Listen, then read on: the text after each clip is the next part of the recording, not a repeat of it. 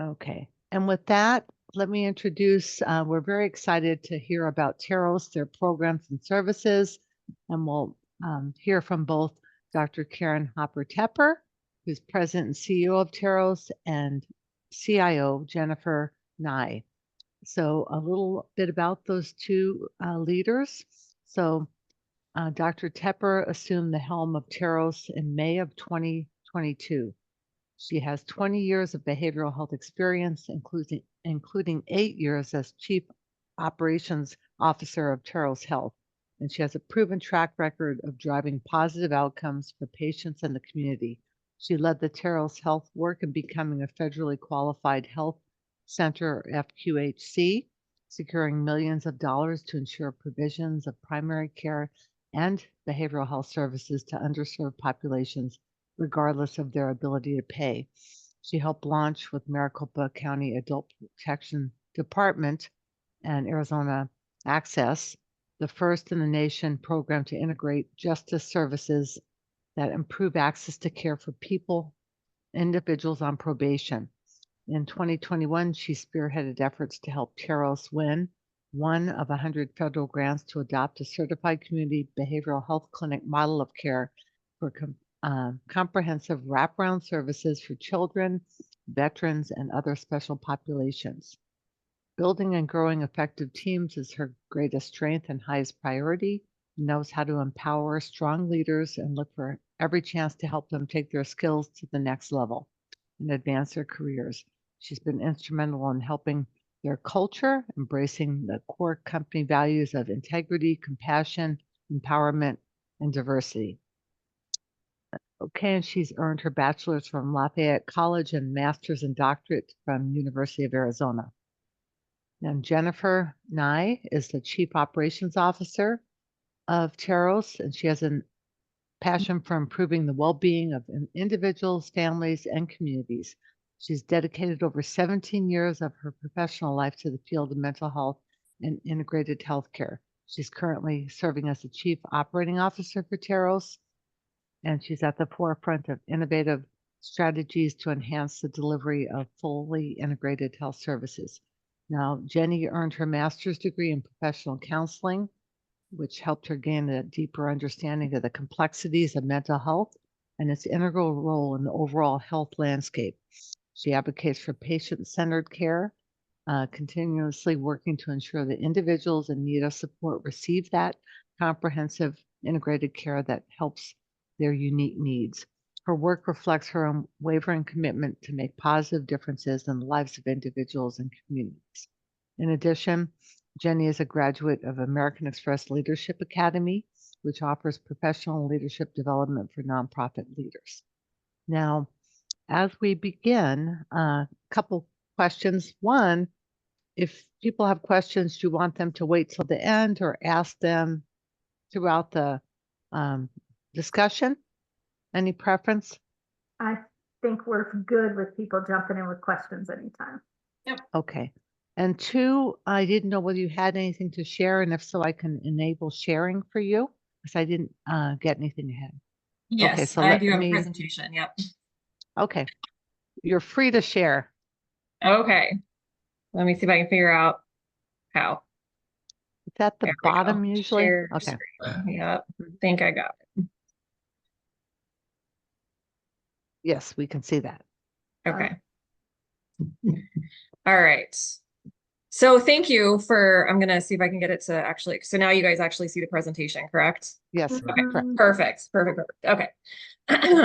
We use WebEx, so I'm not used to Zoom so much. So thank you for having us, Lori. Thank you for inviting Karen and I to join. I'm Jenny. I'm the Chief Operations Officer for Terros Health. I've been with Terros. I'll hit my 16 years here in just a couple of months. So I've been with the organization for a very long time. And I started out as a director at one of the locations that serve adults with serious mental illness, and we call those recovery centers at Terros Health.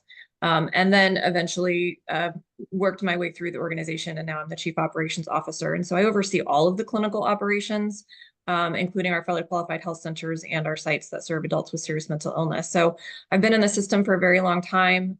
As Lori mentioned with my bio, I'm very passionate about the work that we do. I'm very passionate about making sure that we're providing high quality care, compassionate care, and just serving everyone, everyone with integrity, respect, dignity, all of the things that are so important to us. So that's just say that the challenge is probably not with the statute, but with the appointees, Oops, and that we can't. I muted. They're calling in from the legislature. I hear that. I hear that. That is multitasking if I've ever Yeah. heard it. So I'll let Karen introduce herself, and then we'll go from there. Sounds good. Well, thank you. I am Karen Tepper, and as Lori shared, I am the president and CEO of Terros Health and have been in what I consider the greatest job in the world for about 18 months now. One of the things that I don't generally share, but I'm going to share a little bit tonight, if that's okay, is that in addition to being the CEO of Terros, I'm also a mom. And so I have 2 daughters, and my older daughter is 20. And last several years, she has begun to develop a set of symptoms that the medical system has not yet figured out how to explain. So she's a combination of behavioral health and physical health challenges. And as I'm sure many of you can relate to, we have been bounced around literally hundreds of doctors over the last several years in dozens of specialties. And what I share with my teams all the time is that while she has every resource in the world available to her, she has, a very well-connected mother. She is a strong advocate for herself and highly health literate. We have great insurance. We have access to transportation. And where she struggles is really having hope. And so what I hope my legacy at Terros Health will be someday, I'm not retiring anytime in the near future, but what I hope it will be is that we've created a team that is focused on providing hope for other people. So sometimes that looks like creating programs that don't currently exist and are sort of filling gaps. And sometimes that involves, hopefully, our staff being willing to go the extra mile to support people. We don't get it right every time, but I will say we have a really strong, passionate, committed group of people who is constantly trying to get better and constantly trying to do better to serve our communities in different ways. So I don't generally start presentations that way, but I did just want to share a little bit about my story and sort of who I am and where I come from. Well, I want to thank you for being courageous and sharing. And like several of us you could have been telling our stories, of a very similar, we had the same kind of story. Thank you. I figured I may be with some like-minded folks. So Terros Health has been around for 54 years. And I'm gonna tell you a little bit about the history, but Jenny, why don't you just take us to the next one? It's thinking. Go ahead. It's thinking about going to the next one. Uh-huh. But who we are today is we are a healthcare company who focuses on the whole person and is very focused on providing primary care and specializing in mental health and substance use treatment. And we've been doing that for over 54 years. And this is a transition for us. So over the last probably decade or so, we've been working from sort of where we started back in 1969 to where we have become today, and then where we're going into the future. So you can see sort of this little timeline there, and yeah, it's good. But where it all began, I love to say we were founded in the summer of '69, and then they wrote a song about us. But we were actually founded by a group of teenagers who saw that their friends and family members were struggling with substance use, and they wanted to try to do something to make a difference. They wanted to figure out how they could create change in the community. And so these teenagers, they talked to law enforcement, they talked to the medical community, and in the end, they ended up securing a van and driving around town and seeing who they could help who were struggling, trying to bring, you know, hope and support and sobriety to folks in the community. In 1970, we secured a house so that we actually had a place where we could bring people back and be with them while they sobered up. And coincidentally, it was right next door to a free clinic.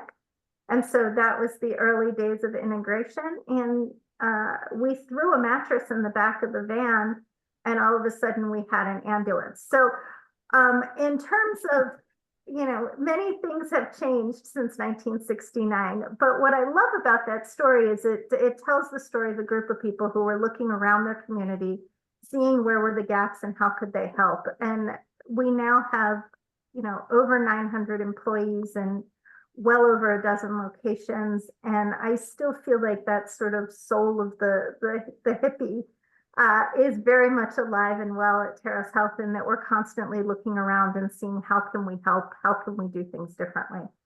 So the slide that Jenny has up here now really talks about our journey over the last 14 years to become truly integrated around primary care services. So as I said, we sort of started with that van. It was kind of an early mobile crisis version.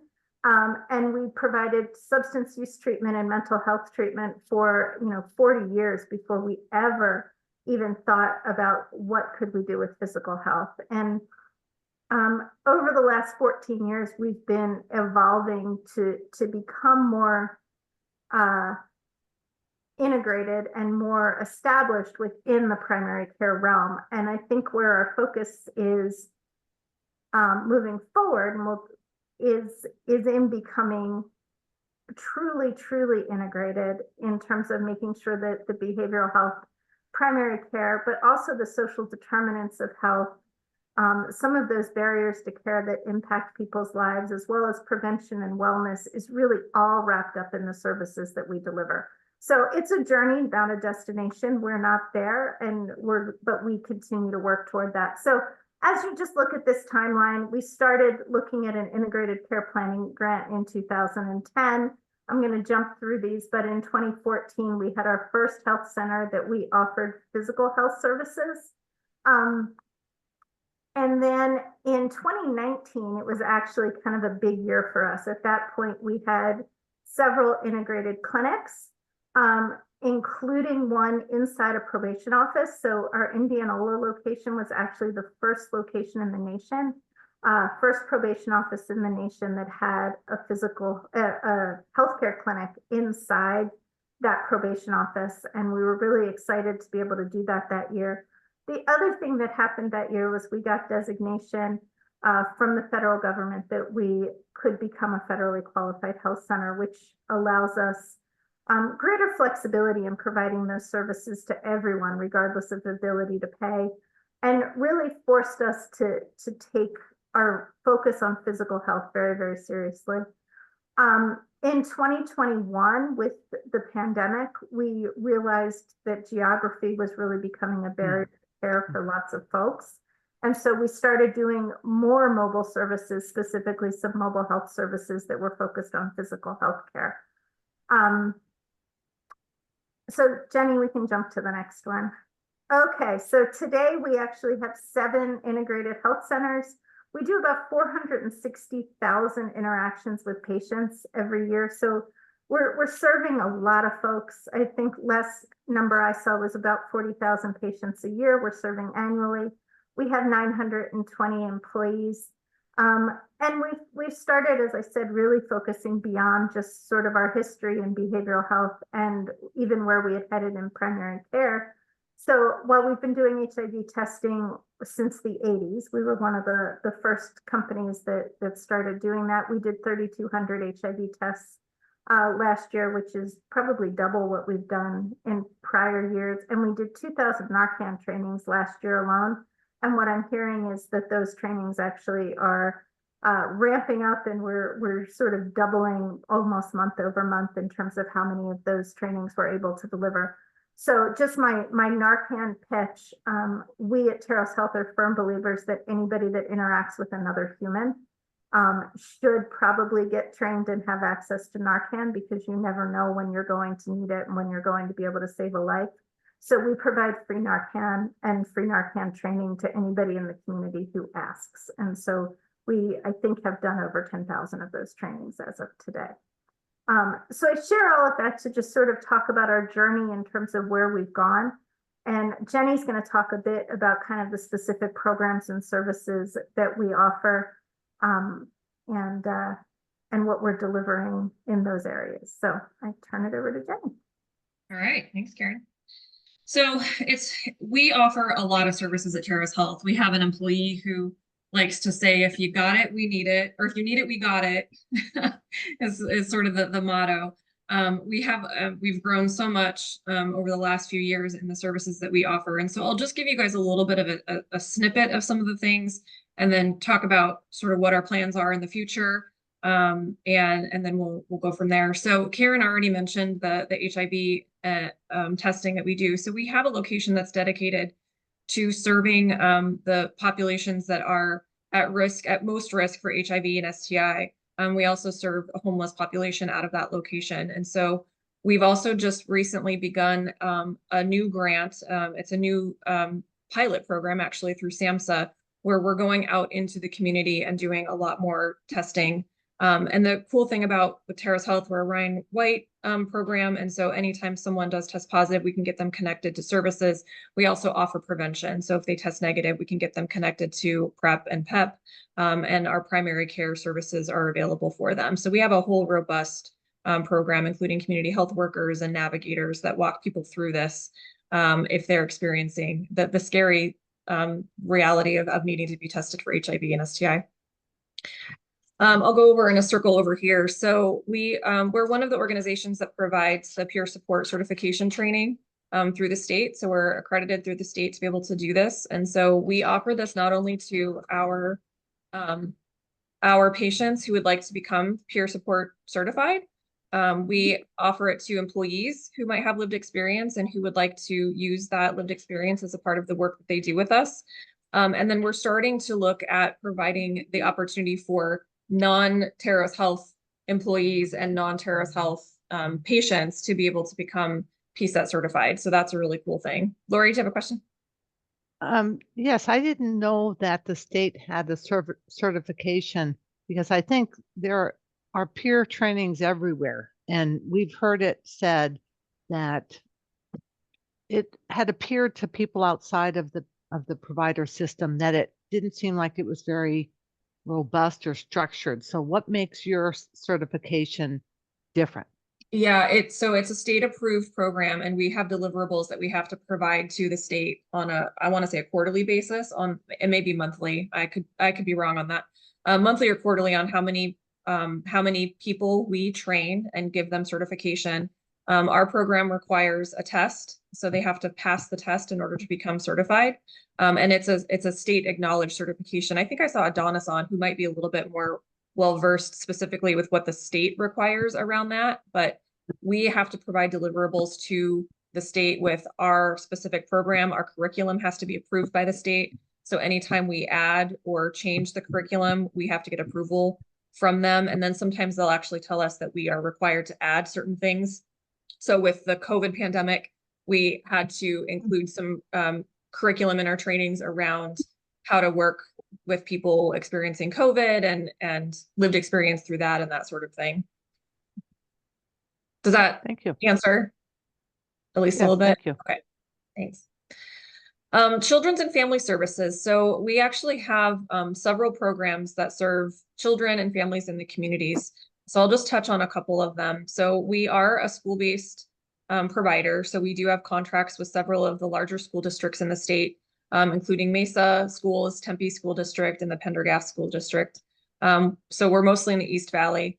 But we offer, our clinicians will actually go on site to those schools and provide mental health counseling services to those kiddos in need. We have a really, really cool partnership with the Boys and Girls Club of Arizona.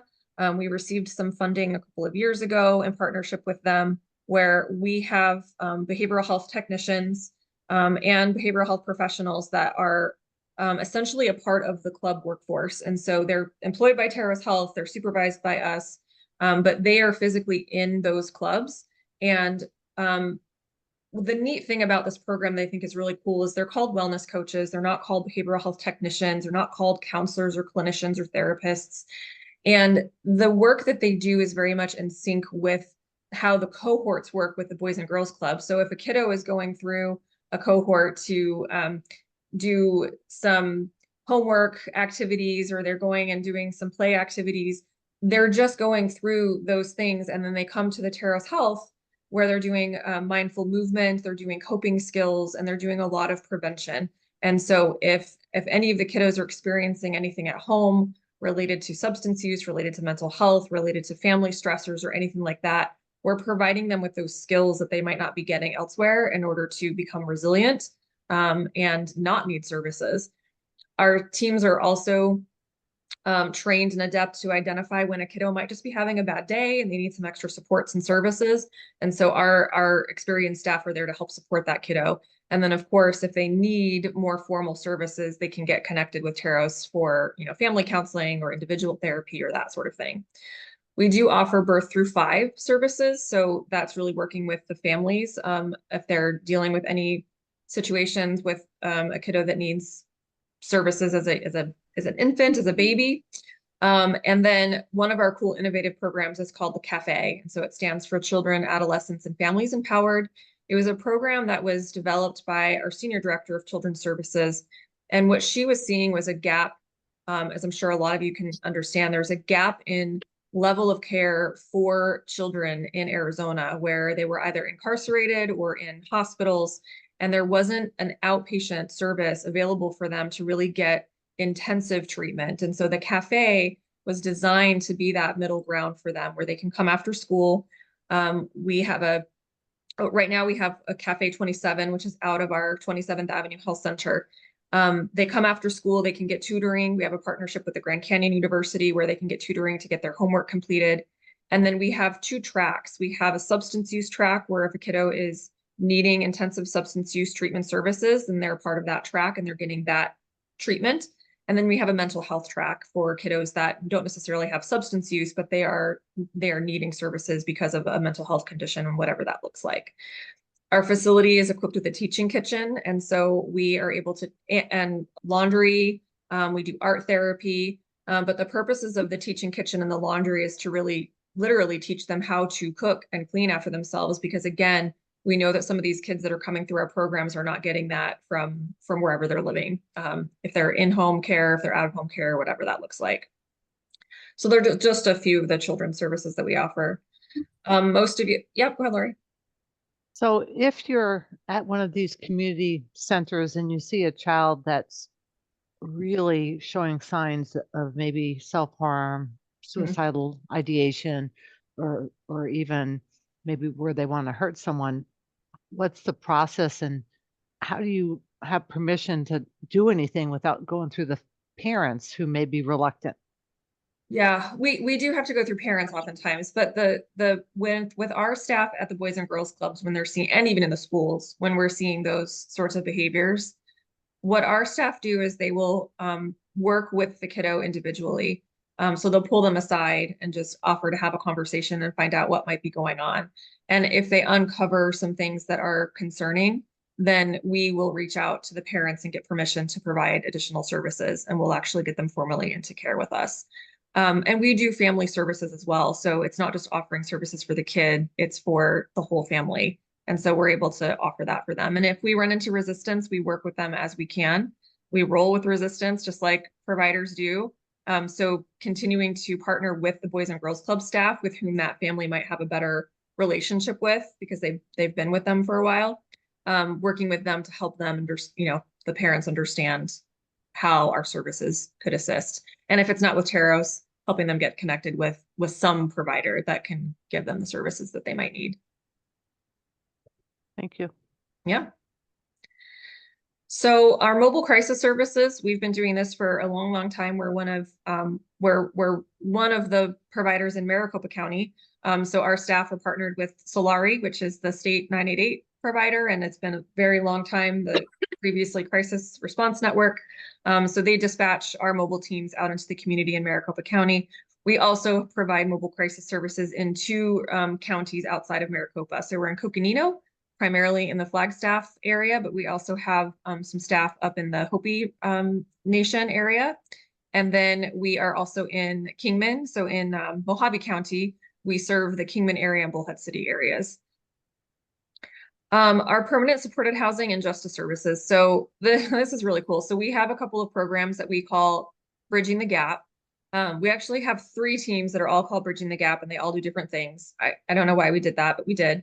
But that's neither here nor there. So the Bridging the Gap teams really do what their name suggests. They are bridging the gap between some level of care or service to another level of care or service, and really getting them integrated into the community. So the 2 that I'll talk about is first our permanent supported housing. They're called the Bridging the Gap Complex Care Team. And they're really working with people who are either coming out of a hospital or coming out of a residential facility and are going into independent living in the community. So they really function to help someone find housing, which we all know is very difficult, especially right now, but get connected to housing resources, and then also help teach them the skills to be able to maintain their residence once they acquire housing. So they're teaching them those independent living skills, how to be a good neighbor, how to make sure that they are cooking safely, cleaning safely, all of those things. They also provide one-on-one supports at times when we have the staffing model. And so if there's a patient who needs someone to be with them one-on-one 16 hours a day, then that's one of the services that Terros Health can offer through that program. Our justice services is a really unique program. So it's a part of the targeted investment program, Justice. And so Terros Health was just awarded the TIP 2.0 Justice, along with several other providers out there. So our program works very specifically with the Maricopa County Adult Probation Department. And Karen mentioned our Indianola site was the first in the nation to have our staff co-located inside a probation office, where we built sort of a minute clinic in there. We have our Bridging the Gap reentry team, which goes into the jails and starts to make connections with the people who are incarcerated before they get out. And so these are folks that might have substance use disorder, might have some underlying mental health conditions and that sort of thing. So we're trying to build a connection with them before they get released. And then upon release, our teams are out there ready to pick them up and then bring them into one of our locations to get intaked into services. So we're working with them beforehand so that they have a friendly face, a name, and then hopefully when they are released, choose to come to Terros instead of choose to go and potentially go with the drug dealers who are also in the parking lots at the jail and relapsing on substances. So we want to try to prevent that as much as possible. So with our TIP program, we work to connect them into any service that they need, whether that's primary care. A lot of the folks that we see that are coming out of jail have not seen a primary care physician in many, many years, if ever. And so our primary goal is to make sure that they're just getting connected to services. So they can come to one of our locations where we have primary care services, or if they had previously had a connection, we'll get them wherever that is. They are working with them when they come out of jail to make sure that they've got their ID, because oftentimes they don't have a state ID any longer. They're working with them to get Social Security cards. They're working with them to find housing. Any of those basic needs, this team is working to get them. Lori? So what is the period that you can reach in? Is it 3 months before release, 6 months before release, a year before release? Yeah, we're going in usually around 3 months ahead of time is when we're starting to make those connections with the folks. But keep in mind that these aren't services that are paid by Medicaid. This is strictly grant funding for us. So it's funding that we receive that we are able to go in and do that essentially without getting paid. And the idea obviously is that when they come out, we're getting them connected back to Medicaid so that we can then provide ongoing services. Karen, were you going to add something? Yeah, I was just going to say, one of the things that we've discovered over the last several years is that there are some gaps in the system, and you all know that. And so while we are not in a position to be out there providing, tons and tons of free and unreimbursed services, we are trying to weave together grant funds that give us flexibility as much as possible to be able to do those things that there is no funding stream for.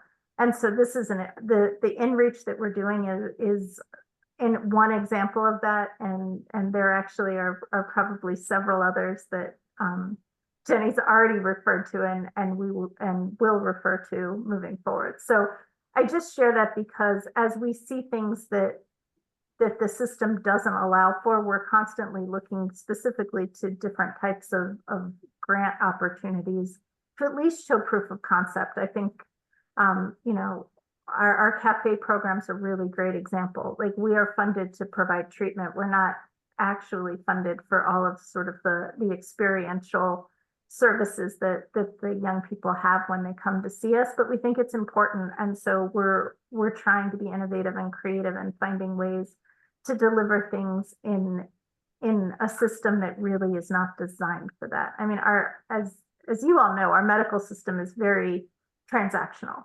So you deliver a service, you get a payment, and people's lives are not transactional. And so how we can work within those systems to try to provide a more holistic experience, it's not clean, and it doesn't really fit within the system. And so we're trying to break that down to the best that we can. Hi, Laura. Okay, so another quick question. When you say looking for areas that are missing with permanent supportive housing, I heard that you take people from level 1 or even level 2 and step them to the community. Do you have any community living homes at all? Do you have any of them with staffing? And is that an area that you may go into, since that's such a needed So I could take the first part service. if you want to take the second part, Karen. All right. I'll take the easy one. You can take the hard one. So currently we don't have any that Terros Health physically owns or manages. We partner with other locations. So we do have a house that LifeWell is the property manager, and then our staff are there. Otherwise, it's wherever the person goes. Sometimes it's to a house, sometimes it's to an apartment. It's not necessarily one that's owned and operated by another organization that does the housing management. Yeah, and we don't have immediate plans to be in sort of that housing space, primarily because our area of expertise is really outpatient services. And so to the extent that we can partner with people that know housing, it's a really complicated business. And I am more than happy to have our teams work with anybody who is able to do that housing piece, but even just the infrastructure of, you know, purchasing, owning, and taking care of houses is not something that we have a lot of expertise in today. And I see another question. Melissa? Hi, just kind of along that lines with the housing. So my son is 28. He has substance use disorder and schizophrenia. And I recently was able to get court-ordered treatment. And we do have insurance, even though he has a SMI clinic. And he has been basically in some sort of a facility for almost 2 years. I'm assuming that's going to be coming to an end very soon. He's doing very well and he's very stable, but that's my problem. Where is he going to live? You know, and the clinic is telling me he wouldn't qualify for like a behavioral health residential facility because he's doing too well. And so, you know, to get him to this point, and then when he's discharged from his facility, where does he go? Yeah. I guess that's the problem we have. Yeah. You know, I wish we had a magic solution for that. That's been an ongoing thing for many, many years, is that when someone is in a facility long-term and even short-term, what is a suitable place for them to go where they can continue to thrive? And it's so limited. It's so limited. The cycle all over. If he doesn't have a place to go, then we're going to start, right, you know, all over. So I guess you guys don't have really any solutions. We do not have solutions, and it's a question I grapple with personally every single day. I don't know. Yes, Terros does not have the solution, but I think I mean, this is the solution to some extent, is people coming together and trying to solve what is a really hard problem. And I'm definitely interested in being part of that solution. I don't know that Terros buying houses necessarily addresses it, but I'm totally want to be a part of having the conversation about what does the solution look like. Mhm. I think that too, one thing you can do is that just because someone's doing well with tons of support in the institution does not mean that they're ready to go out on their own and then start the Mhm. cycle over. And Right. the argument I used when our son was in that same situation, and I did it, we had attorneys also, but was the fact that this scaffolding that's helping them be successful should not be removed all at once. That Right. it does need to be a very cautious step down. So stepping down to a level 2 behavioral health treatment facility where there's staff there and they do med ops and they make sure that's more appropriate than saying let's just step on all the way out into individual independent. So Mhm. you should fight for that and don't let them just say he's doing so well. Yes, Well, because the clinic, his SMI clinic told me like a shelter or like the Salvation Army, no like his way. options. That's ridiculous. They're saying a homeless shelter? Yeah, That's incredibly insane. Yeah. that's what I thought. Seems like you should work with your clinical team kind of more aggressively about they need to help you find a solution to this. That's what they're for. Right. A I think one of homeless the things shelter to is be, not a solution. yeah, I think one of the things that providers, so from a provider standpoint that we grapple with is that there is responsibility for us to help with that, but we don't have the resources ourselves in order to do that. So while the clinical team needs to assist, that is their role, is to assist in that. They also don't have a magic wand to create something that doesn't exist in the system. And so advocating for what he needs in order to be successful is really important, and definitely do that. And I don't know, you don't need to share here what the company is, but I would encourage you to reach out to their leadership if you haven't yet, to just make sure that you're getting heard as far as this is not a solution. And because I would want to know if that were one of my sites, I would want to be aware so that I could help them help navigate it. Well, I have a the question. bottom line is he should stay where he is until they have suitable housing for him. Well, it's a private, he's under a commercial insurance, even though he's 28, we were able to keep him on our commercial insurance. So basically we get approval from the insurance. Like right now he's approved till the 15th. But they have been paying for 2 years. It's about $1,400 a day. So I'm thinking eventually they're going to say, we're not paying anymore. Yeah. So it's basically when the insurance says that, like, that he's not getting any more days. So that's why I'm just frantically trying to figure out where he goes. Like I said, he's doing very well. He's stable. But it's just that next step has me very frightened. And the court order's up in May too. So that's also scary. Could he switch over to Mercy Care? Is He he on has Mercy access? Care. He has Mercy Care as secondary, but they're the ones good. telling me, the clinic is telling me there's not really any options when he's discharged from there other than Salvation Army, she told me yesterday. Lori, what if Melissa goes to Mercy Care? They should be helping with this. Well, I think we should have, in the second part of our stakeholders meeting, I think we have a lot of ideas of what you could do next. I But just went through this though, so afterwards I can tell you. And my son, I did let go, and we went to the Salvation Army, and I was terrified because at first I tried to have him here, and then he ended up sneaking out the window and all this stuff. But actually, letting him into the homeless shelter is what got him on the top of the list for the resources. And it wasn't that bad there. As long as he's working with his SMI, I can't think of the word, sorry, but he's actually now qualified for housing, and he finally got an opening after a few months, and they found him, as scary as it was. So we were all shocked. My family was shocked. It was like the worst thing, upper middle class family. Oh my God, what? But believe it or not, and I can talk to you more about it. I could give you my email.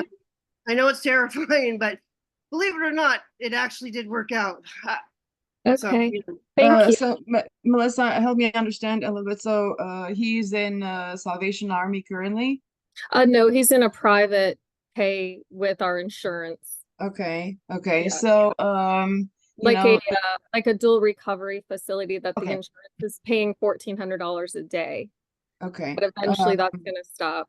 So I think Mercy Care has a huge role in that because the clinical team can put the referrals and, tons of referrals in.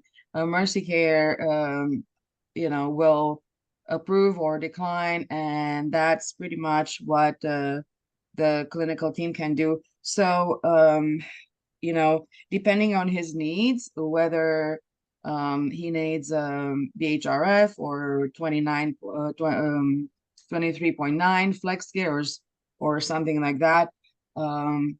I think that the clinical team can put that application in and have it rejected and then go through the appeal process and file a grievance and so forth. So I would be more than happy to brainstorm with you. Okay, thank you. Sorry, I didn't mean to take up so much No, time. I know No, that it is. we can it is an talk issue. about this after they're Yep. finished with theirs because this is what we'd like to do in the second half of the Yep. meeting. But Judith, you had Gotcha. your hand up?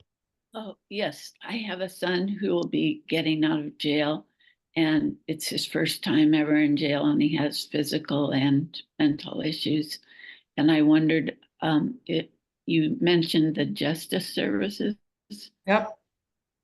and would he be eligible for that? He'd be on Yeah. access. Possibly, Judith. I can put in my contact information into the chat before we leave the meeting. And if you want to reach out to me, I can have the team connect and see what we can do to get him connected. Thank you. You're so welcome. much.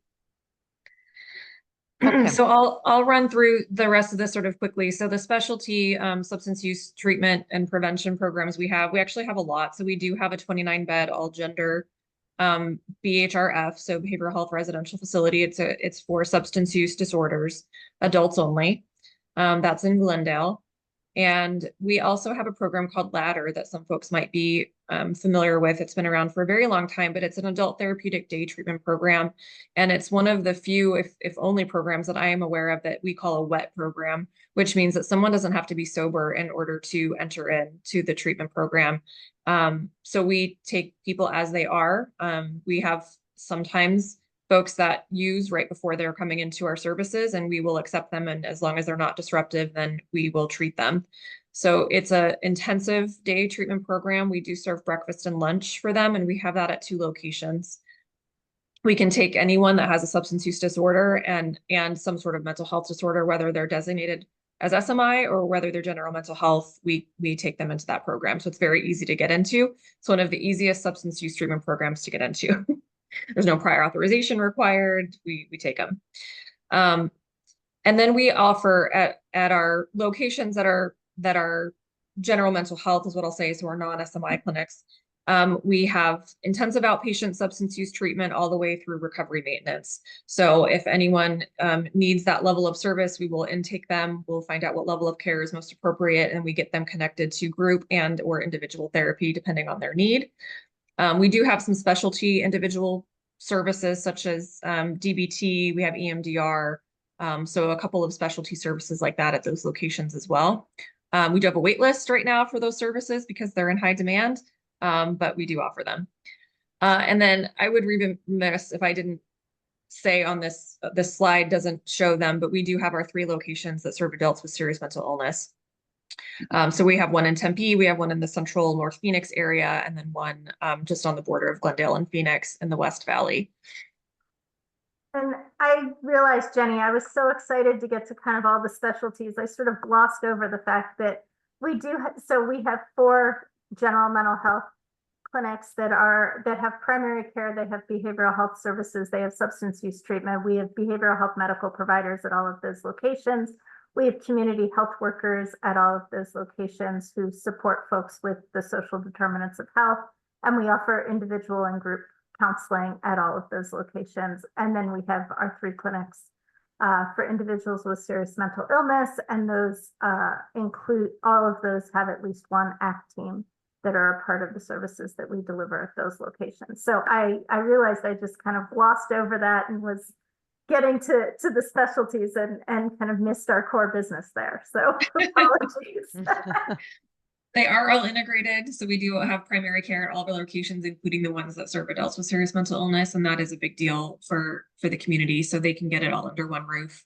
And then we do offer counseling services at our sites that serve adults with serious mental illness as well. We have counselors on site. They do substance use and general mental health sorts of treatment. And they can take referrals from other locations as well. Dawn? Thanks. I just had to unmute. Where is the 29 bed? Is that what you said? BHRF? That's in Glendale? Yep, it's in Glendale. It's off of 51st Avenue and Camelback-ish, sort of between Camelback and Bethany, Home Road. In order to receive services there, so it is the BHRF, so it is prior auth. So we have to have an authorization from whoever the person's insurance or health plan is. Or we use SABG funding for that if they are underinsured. But we can do an intake at any of our other locations. So ideally, the closest location that does the intakes is our Olive Health Center, which is right across the street from Glendale Community College.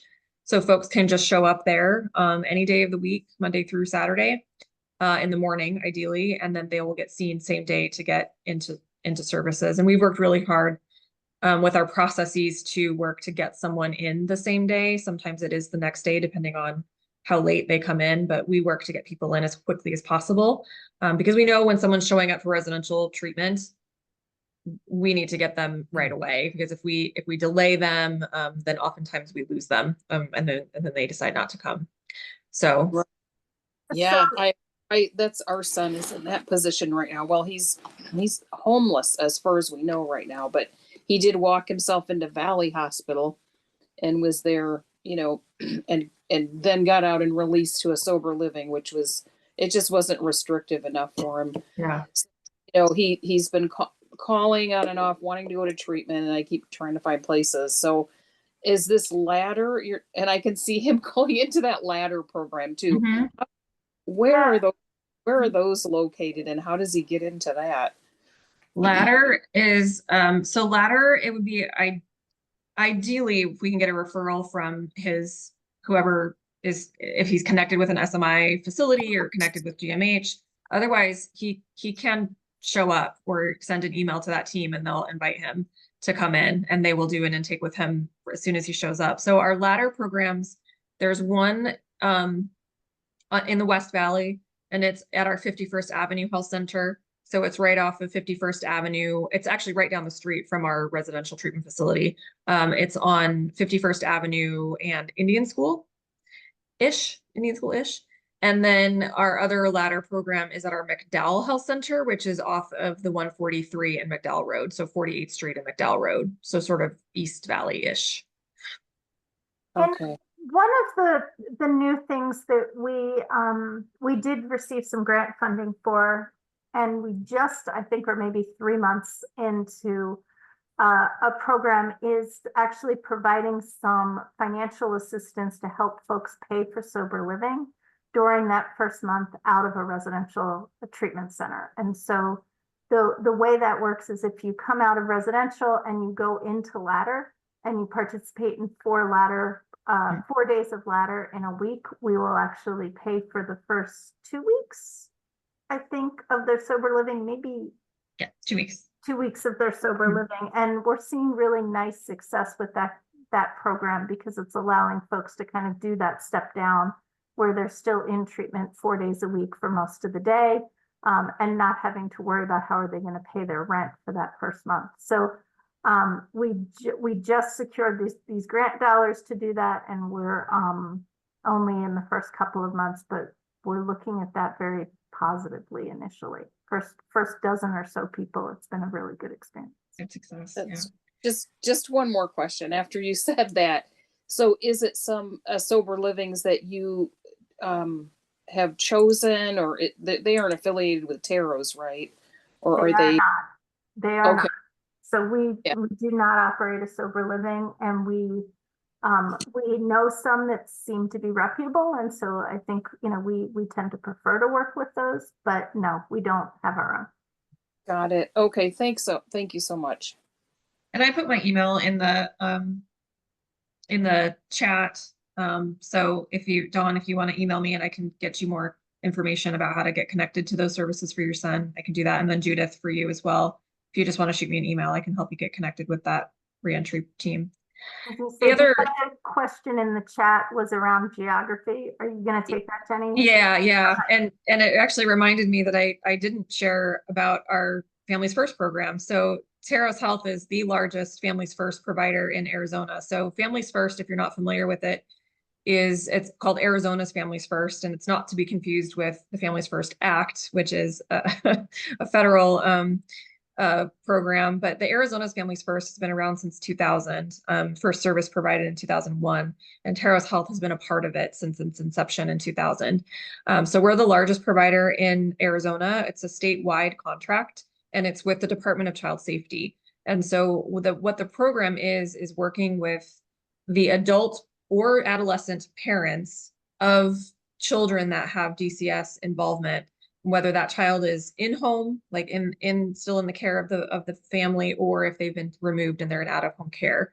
Our purpose is to work directly with those parents on a potential substance use condition. So if a DCS worker is working with this family and they suspect substance use, they will refer them to Terros Health. There's two other there's two other providers in the state. They're not in Maricopa County. They're in the northern and southern regions. But they DCS will refer to one of the three of us, and then we will provide them with an intake. We'll determine the level of service that the person needs, and then we will provide the service, or we will refer them to a partner to provide the service. And the whole intention of that is to achieve permanency for that kiddo. So we want the parents to be successful in treatment. We want them to be able to maintain custody of their children. And so our teams are very much working very directly with DCS and with the courts on the person's progress in their treatment. And so that's a big area for us. And so geographically, we are statewide. So we have physical plant space in Maricopa County. We have our two crisis locations that I mentioned before, one in Coconino and one in Kingman area in Mojave. And then we also have a small clinic in Tucson, so in Pima County. So those are our physical plant spaces, but we do have staff that are all over the state connecting folks to care. And yes, Lori, I will do that. Thank you. Okay, so then where we're going. So we've already covered a lot of these services, and Terros Health, we're not an organization to sit idle.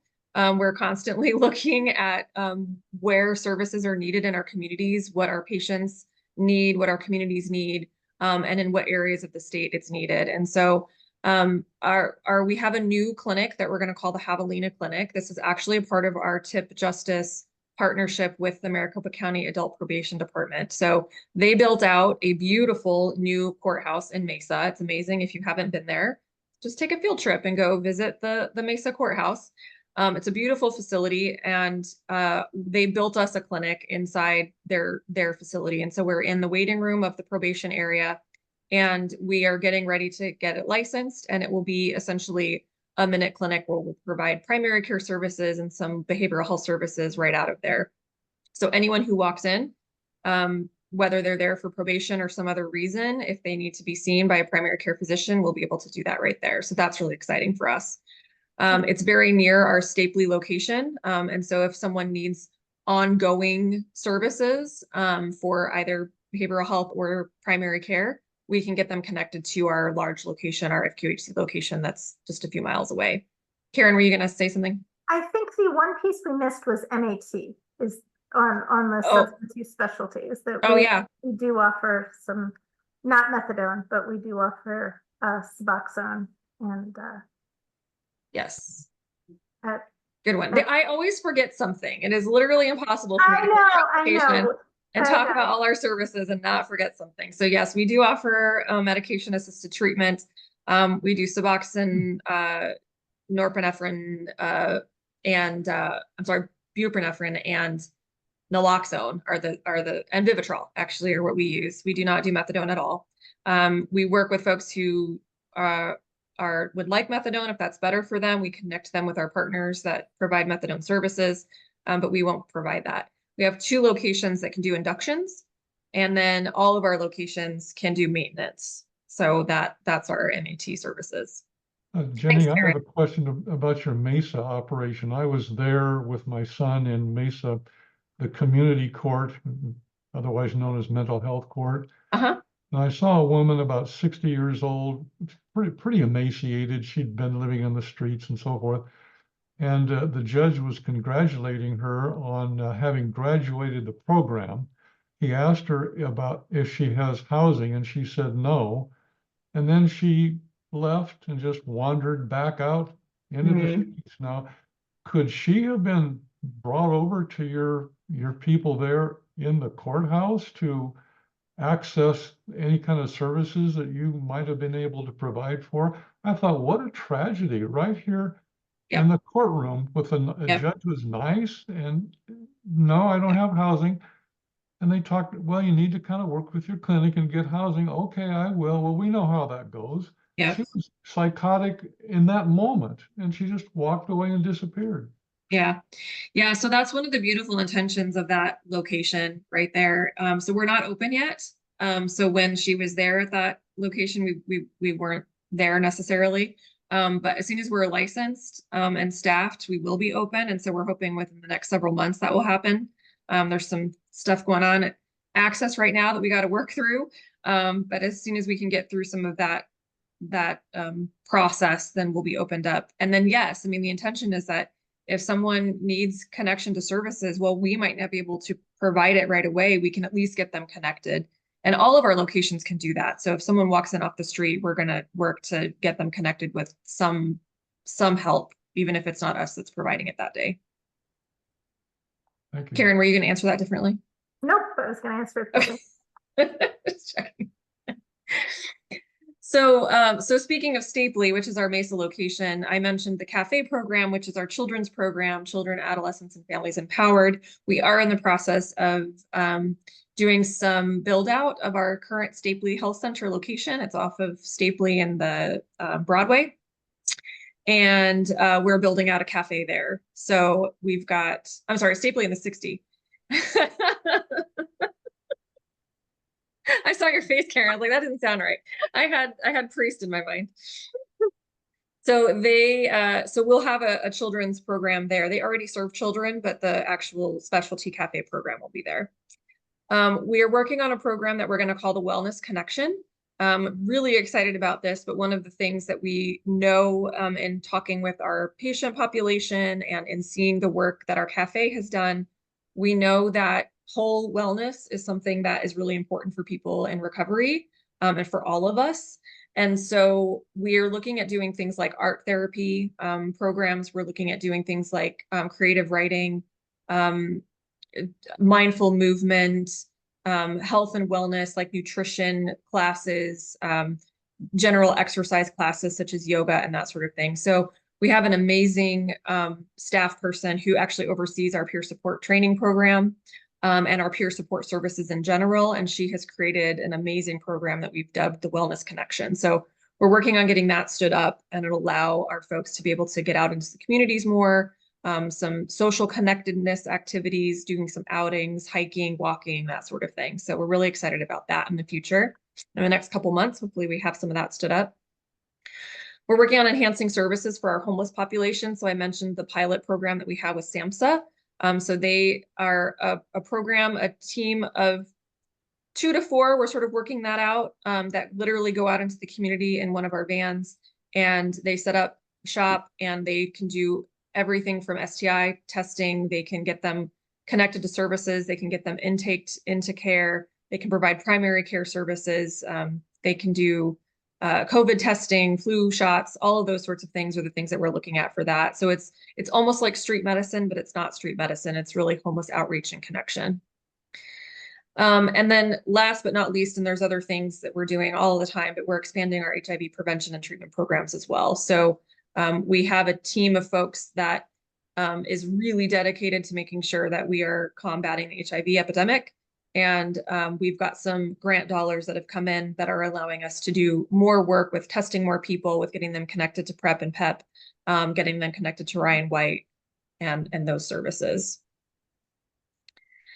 Okay, and then one of the things that was asked for us to talk about is our process for patient and family feedback. So we have several ways to do this. One of the things that I'll say that, so Terros Health, as a federally qualified health center, has and we're nonprofit, so we have a board of directors. Our board of directors, by requirements from HRSA, which is the regulatory body that oversees FQHC, requires that at least 51% of our board are patients. And so we do meet that requirement. We have more than 51% of our board that are patients. And so they're either seeing us for behavioral health or for mental health, or for primary care services. And we do get consistent feedback from them. If they have an experience with us that we need to be aware of, they actually help us oftentimes with some of our processes as we're implementing them, if they experience them from a patient perspective, and they're able to give us that feedback. So I wanted to share that because I think that's important for folks to be aware of, that our volunteer board, 51% of them at least are patients, and I think more of them right now are. But otherwise, we do have community advisory councils. Our recovery centers all have a community advisory council that's led generally by a peer support, but we invite family members, patients, if there's nearby community organizations that want to join, they come to those meetings.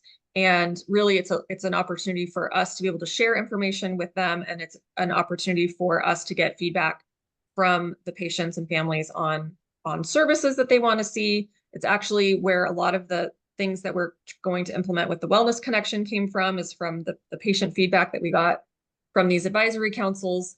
And the clinical directors at those sites are a part of those advisory councils. So they attend, and so there's a leader in that room that can help facilitate and help bring back information. So obviously the clinical directors, we call them health center directors because all of our locations are health centers. But I think the term that is most familiar to the community is clinical directors. So that's why I put it on here. So they're an avenue to escalate if there is a concern that's going on and you need help. So you need help, your family member needs help, whatever that looks like. They're the next go-to person to try to reach out to and see if you can get some support. We have a senior director. So her name is Jill. She oversees all of our recovery centers. We also have a senior director for our GMH locations as well. His name is Michael. So they're sort of that next level of escalation if something is needed, and they will always reach out to myself if something is needed and they need help with assisting with through a situation. And then we have a patient advocate. So this is a really cool position that we created 5 years ago, Karen, about 5 years ago. We realized that having a person that is intended to be non-biased, who has lived experience as a peer, to be able to take phone calls, emails, whatever that looks like, from patients or families to share their experience with them and get some assistance with addressing it. And so they will connect with whoever needs to be connected with within the organization to help resolve the issues, whether that's our medical team, whether that's my clinical operational team, whatever that looks like. They're the person that's providing that. So we often tell folks if they're having a specific need to reach out to our patient advocate first. And then in general, you're going to see some loop in from the clinical directors, senior directors, that sort of thing to help resolve it.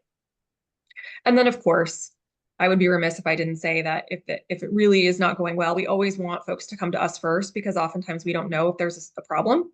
And so if you guys can come to us and let us know that there's a problem if we're not able to help, or if you need more assistance, then obviously the REBA is available to help navigate and assist through that. So Ken has a question. Yeah, I don't know how to raise my hand on the board, or at least I don't know if I have my whole screen, but I'm interested in the FQHC. Couple of questions. Do you have other payer contracts outside of just Medicaid? I mean, are you with multiple plans? Yes. Yeah, we're contracted with lots of commercial health plans, Medicare, Advantage plans, all of those.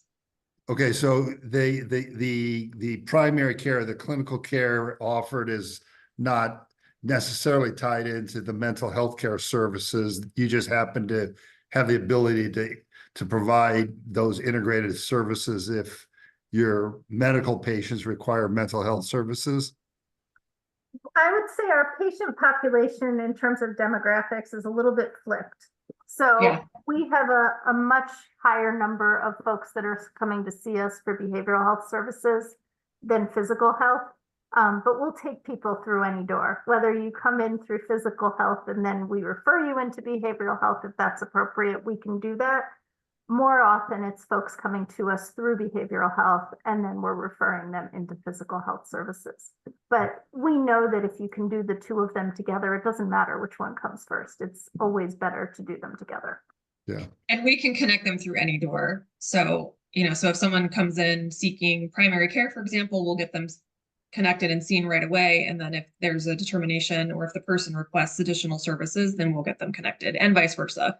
If they come to us seeking counseling, for example, or psychiatric medications, we'll get them in for that and then say, hey, do you have a primary care physician? No, guess what? We have one right here for you. So we work on both ends on that. So how important it was it for your business model to have the FQHC designation from a reimbursement standpoint? Critical. Yeah, that's what I figured. Absolutely critical. Yeah. Yeah. I mean, the financial model for a pure behavioral health entity in this state, I do not know how folks are able to make that work. Just given, what's going on with inflation and the cost to hire and retain staff right now, the reimbursement model just isn't there to allow for folks to be able to do that and be financially viable. So when did you go FQHC? How many years ago in the timeline? So we started down the road 14 years ago. We actually became what they call a lookalike 9.5 years ago. And so what a lookalike means is you have to follow all the rules. You get a different reimbursement rate for your fee for service, but you don't get any of the additional grant fund offers to a full FQHC. No. So we did that for 5 years, and in 2019 we became a full FQHC, which means we are eligible then for some additional grant funding through HRSA. So it took a long time. It was not a quick process, and the requirements are pretty intense. So we had to invest in a lot of things that created a lot of financial losses for a lot of years in order to get to the place where we're able to do it effectively. And effectively, I think some days, we have our roots in behavioral health. So doing primary care is super hard for us. And we've gotten better. We have a primary care chief medical officer, and then we have a behavioral health medical director. And so having both of those pieces was essential in order to be able to do this well. Well, I my hat's off to you for that, because I know a little bit about that area, and I marvel. My daughter works at Jewish Family Services, and they have integrated clinics, but they're not FQHC. And I think I'm not sure what their future or how they're oriented towards that, but I would imagine it's hard to make a go of it without that. So it is a very tough place to be right now. Yeah. Laurie, did you have a question? Yeah, I know we have kept you for a long time, but I have one thing that one of the board members that isn't here has raised as a concern, and just wanted to get your views on it. I saw, a lot of peer involvement in many levels of care. What is your feeling now? Because we're hearing sometimes some of the clinics are no longer supporting guardians and guardianship, even if the person, is on court-ordered treatment and the person's psychotic and they make not great decisions that could be harmful for their health. So does Terros are they supportive of guardianship processes? Are they more for only court-ordered treatment, or what? No, absolutely. I mean, whatever the person needs, and my expectation for my teams are to work with the family members that are involved in whatever capacity they're involved in, whether it's a legal designation as far as being a guardian, whether it's a designation through the Office of Human Rights as an advocate potentially, but not necessarily legal guardianship, or just involvement as a family member. And the person is in those circumstances, if there's not some sort of legal or OHR involvement, then that requires the person to agree to the family member being involved, but we encourage that and want that. So anytime family can provide information about a person's, how they're doing, their history that they might not be able to provide themselves. All of that is really important to us. And I think getting some feedback, because oftentimes I was just talking to Karen, we were talking about this earlier today, is that, we, with all of the staff that we have, Karen mentioned we have, almost 950 staff right now, getting the message out to every single one of them every single day that it's important to include family members is challenging. So if you're experiencing a barrier, then our leadership wants to know so that we can help educate them on the importance of that. Yeah, I have a question and I don't know how to raise my hand, so I'm sorry, I'm just jumping right in. I have looked all over. I looked at your website as you were talking, and if I have a mental health question, and I don't think it's a crisis, I'm just a person who wants, has concern about a child. I didn't see where on your website I should actually go, when it lists like the special services. There should be. So now I got to go look at our website and make sure that it's there. we're going to be revising the website. We are working, yes, we are working on revising the website. So something to come is a chatbot. We are working on a chatbot. So to have access to that, but that's in the future. But there should be a contact us that allows you to send sort of like an email request. Right, I'm sure there is, but under specialty services, it doesn't, other than crisis, which I didn't open, it doesn't say behavioral health, it doesn't say mental health. So if I was looking to see if you provided that kind of service, which you have wonderful support for that, I wouldn't immediately see that from your website. That is excellent feedback. We are literally in conversations almost weekly with our web developer to revamp our website. So we will bring that back and let them know that it's difficult to find that. Thank you. Okay. Yeah. So I'm looking at their website now, and if you go to the kind of mid panel, right in the middle, it says request an appointment, contact us. So maybe that contact us, even though you may not want an appointment, you could put what you're looking for in there, and someone should. Yeah, and what happens with those is they go to our what we call the patient access center. It's our call center, and they screen those and then get the question. If they can't answer it, they get the question to the right person to respond. So we have that monitored through our call center. Well, thank you guys. As you can tell, there's a lot of excitement, a lot of questions, but I think the services you're providing seem to be expanding, and we really thank you for joining us. Just in the future for everyone, underneath on the bottom bar, you'll see something called reactions. And if you look at reactions, you can smile, clap, throw a heart, you can laugh, but you can also raise your hand and lower your hand. Well, thank you for having us. We appreciate the invite to come share with you all about Terros. I did put my email address in the chat, and so feel free to grab that and contact me directly if you have any other specific questions about Terros, or if you need help connecting a family member with us, I can help navigate. So we appreciate it. Thank you. Okay, so now I'm going to stop the recording. Of course, you guys